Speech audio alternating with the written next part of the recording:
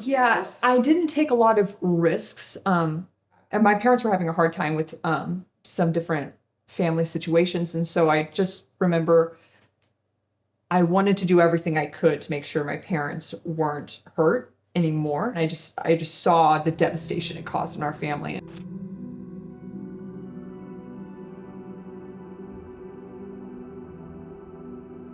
So when I found freedom in my college years, I was really lost because, that influence that was pushing me in my mind of protect my parents. Well, my parents are out of the situation to an extent. So it's like, okay, so now what do I do? I have no clue. And so, I met a guy in my college years and I was engaged at one point and I was 100% going to go through this engagement because that was what kind of was expected. They had this joke at my school, which was ring by spring.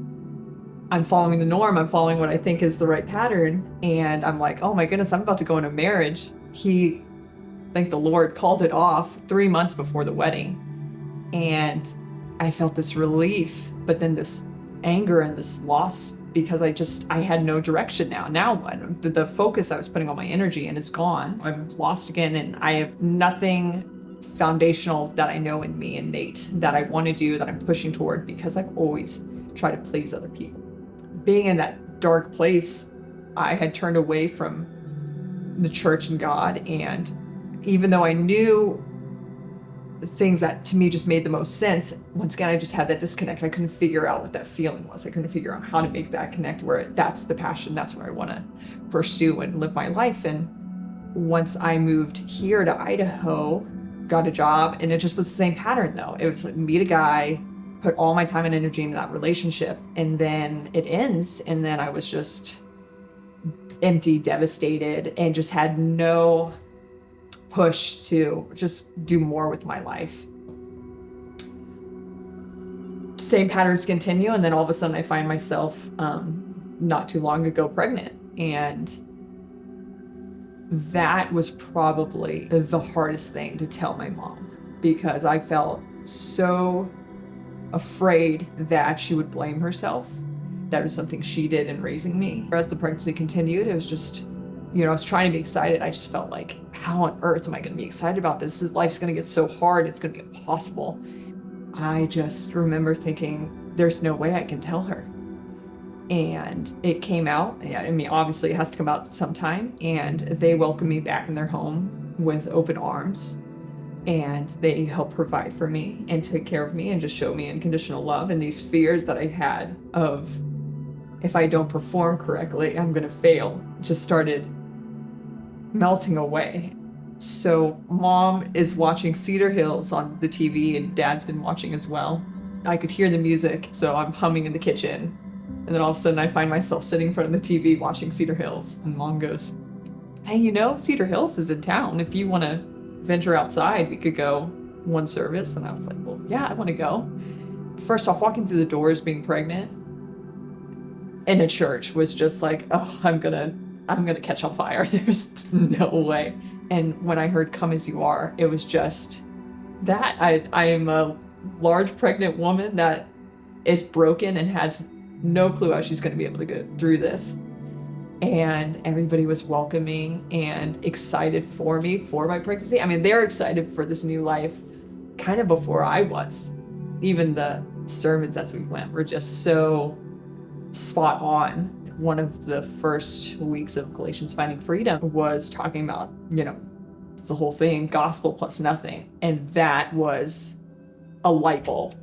That was oh my gosh, I've been trying to add knowledge and people pleasing and I'm following the motions because that'll please God. And it just was like, there's nothing I have to do to get God's love. And that was just like these years of my life that I just could not put that together. And so, well, what if I just start putting my faith in him and start taking the steps that I know he wants me to take?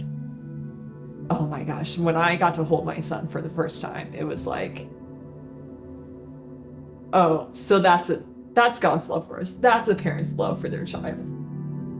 I couldn't care. He could mess up to the ends of the world, and I mean, we'd have a conversation, but I'm never going to stop loving this little boy.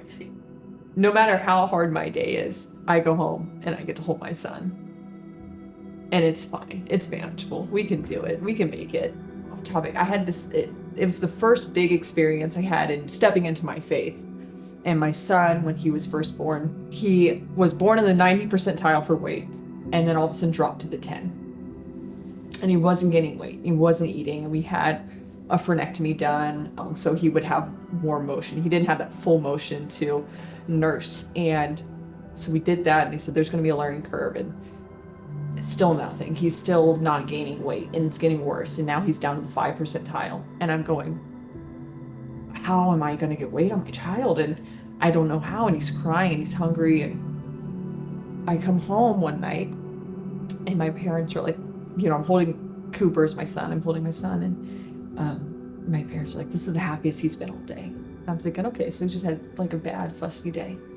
Well, it gets to that night and he wakes up screaming.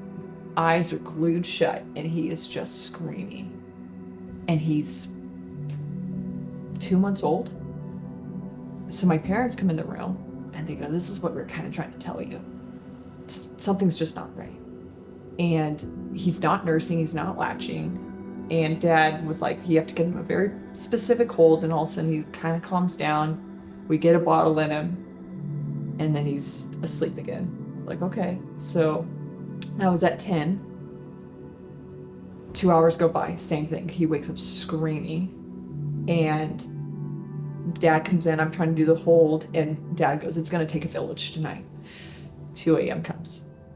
Wakes up screaming, inconsolable, eyes glued shut, will not open them. And I had this feeling of my son's being attacked. Something's going on, and it's not okay.